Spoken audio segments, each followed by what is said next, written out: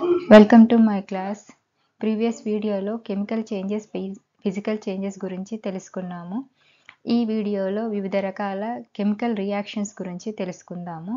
Chemical reactions గురించి తెలుసుకునే ముందు కెమికల్ రియాక్షన్ అంటే ఏమిటి, 2 లేదా అంతకంటే ఎక్కువ సబ్స్టాన్స్ అనేవి కెమికల్ చర్యలో పాల్గొనడం వల్ల 2 లేదా అంతకంటే ఎక్కువ కొత్త ప్రోడక్ట్స్ని ఇచ్చినట్లయితే దాన్ని కెమికల్ రియాక్షన్ అని అంటారు.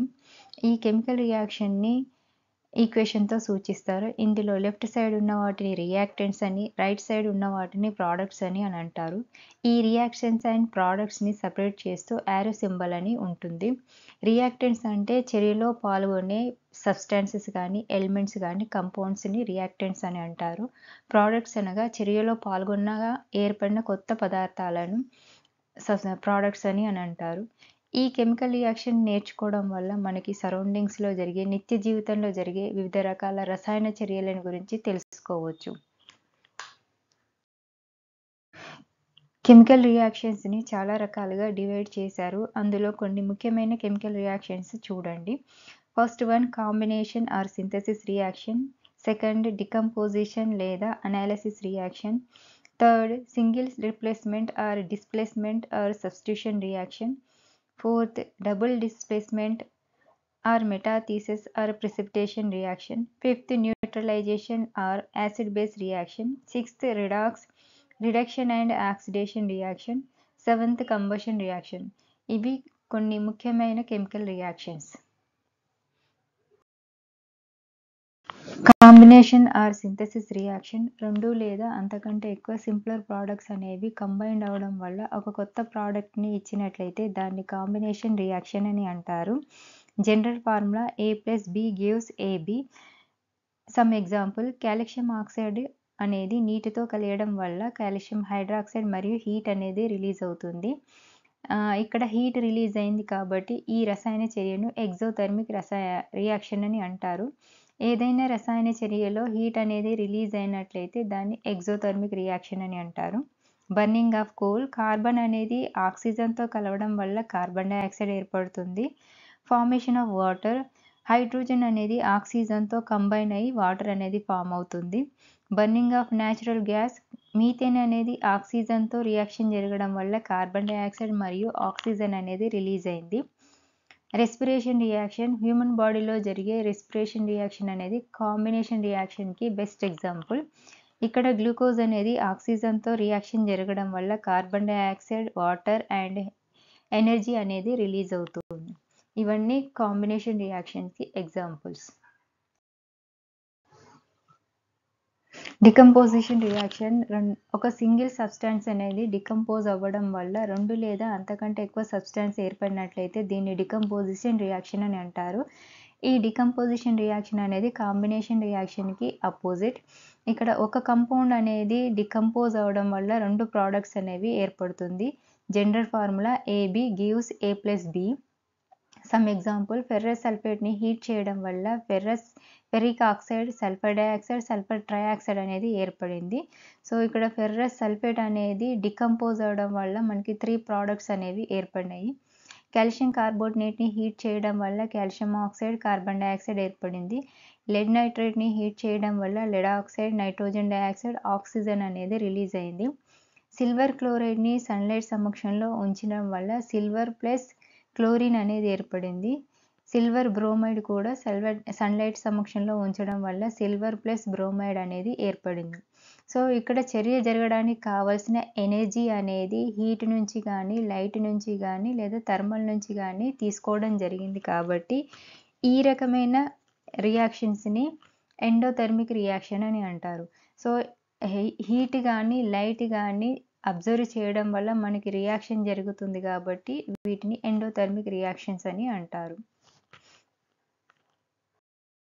Single replacement or displacement or substitution reaction, ఇక్కడ ఒక కంపౌండ్లోని ఎలిమెంట్ అనేది ఇంకొక కంపౌండ్లోకి డిస్ప్లేస్ అవ్వడాన్ని సింగిల్ రిప్లేస్మెంట్ లేదా డిస్ప్లేస్మెంట్ ఆర్ సబ్స్టిట్యూషన్ రియాక్షన్ అని అంటారు.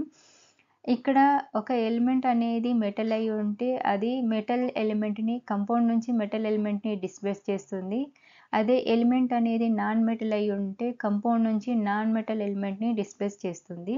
General formula A+BC gives AC+B or A+BC gives AB+C. Some examples, ferrous అనేది కాపర్ సల్ఫేట్తో రియాక్షన్ జరగడం వల్ల ఫెర్రస్ సల్ఫేట్ ప్లస్ కాపర్ అనేది ఏర్పడింది. సో ఇక్కడ ఫెర్రస్ అనేది కాపర్ని సపరేట్ చేసి ఫెర్రస్ సల్ఫేట్ అనేది ఫామ్ అయింది. జింక్ అనేది కాపర్ సల్ఫేట్తో రియాక్షన్ జరగడం వల్ల జింక్ సల్ఫేట్ ప్లస్ కాపర్ ఏర్పడింది. సో సేమ్ జింక్ అనేది కాపర్ని రిప్లేస్ చేసింది. లెడ్ అనేది కాపర్ క్లోరైడ్తో రియాక్షన్ జరగడం వల్ల లెడ్ క్లోరైడ్ ప్లస్ కాపర్ అనేది ఫామ్ అయింది. సో ఈ మెటల్స్ యొక్క రియాక్టివిటీని బేస్ చేసుకొని ఆ రియాక్షన్ అనేది జరుగుతూ ఉంటుంది. దేనికి ఎక్కువ రియాక్టివిటీ, హైయెస్ట్ రియాక్టివిటీ ఉంటుందో అది తొందరగా చర్యలో పాల్గొంటుంది. Double displacement or metathesis or precipitation reaction. ఇక్కడ 2 గ్రూప్స్ కానీ ఆటమ్స్ కానీ చర్యలో పాల్గొనడం వల్ల అయాన్స్ ఎక్స్చేంజ్ జరిగి 2 కొత్త కంపౌండ్స్ కనుక ఏర్పడినట్లయితే దాన్ని double displacement or metathesis or precipitation reaction అని అంటారు. General formula AB+CD gives AD+CB. Some examples, sodium sulphate అనేది బేరియం క్లోరైడ్ తోటి రియాక్షన్ జరగడం వల్ల barium sulphate plus sodium chloride అనేది ఏర్పడుతుంది. ఇక్కడ సోడియం అనేది క్లోరిన్తో కంబైండ్ అవుతుంది. బేరియం అనేది సల్ఫేట్తోని కంబైండ్ అయ్యి కొత్త ప్రోడక్ట్ని ఏర్పడుతుంది. నెక్స్ట్ సిల్వర్ నైట్రేట్ అనేది సోడియం క్లోరైడ్తో రియాక్షన్ జరగడం వల్ల సిల్వర్ క్లోరైడ్ మరియు సోడియం నైట్రేట్ అనేది ఏర్పడుతుంది. సేమ్ ఇక్కడ సిల్వర్ అనేది క్లోరిన్తో కంబైండ్ అవుతుంది. సోడియం అనేది నైట్రేట్తో కంబైండ్ అయ్యి న్యూ ప్రోడక్ట్స్ని ఏర్పడుతుంది. ఈ చర్యలో జరిగినప్పుడు సాలిడ్ ఫామ్ అనేది బాటంలో ఫామ్ అయినట్లయితే దాన్ని ప్రెసిపిటేట్ అని అంటారు. సో ఇక్కడ అయాన్స్ అనేవి ఎక్స్చేంజ్ చేసుకోవడం వల్ల కొత్త ప్రోడక్ట్స్ అనేవి ఏర్పడుతున్నాయి.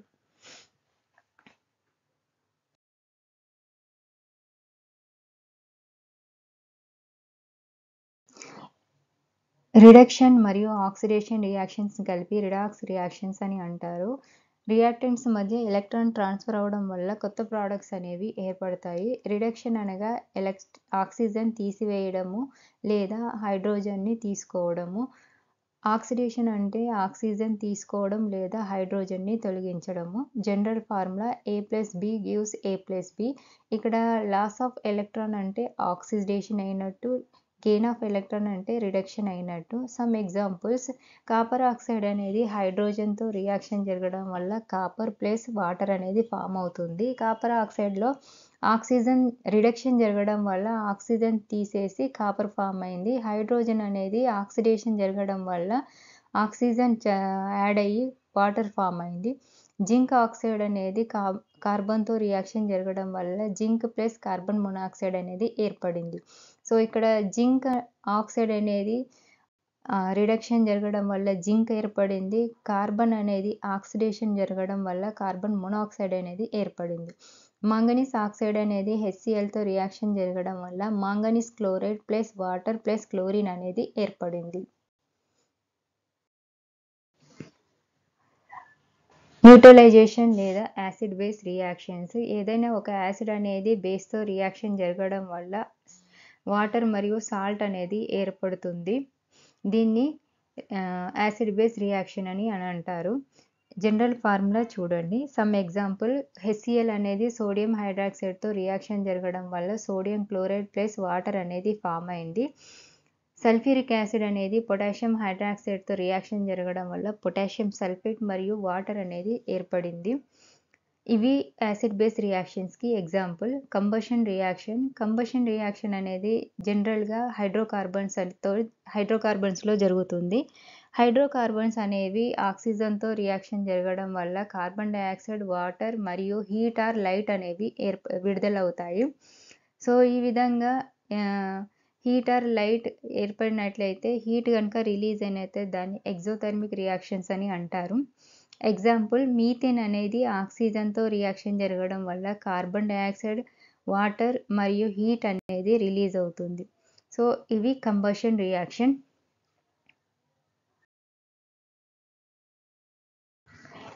ఈ చార్టులో ఇప్పటివరకు చెప్పిన ముఖ్యమైన chemical reactions, general formula, definition, examples ఉన్నాయి. ఈ చార్ట్‌ని బాగా ప్రిపేర్ అవ్వండి. మీకు ఏ రకమైన కెమికల్ రియాక్షన్ ఇచ్చినా కూడా ఈజీగా ఆన్సర్ చేయగలరు. ఈ వర్క్షీట్‌లో కొన్ని chemical reactions, equations and namings చూడండి. ఇంకా మీకు ఏమైనా డౌట్స్‌లు ఉంటే కామెంట్ చేయండి. Please like, share, subscribe my channel. Thanks for watching.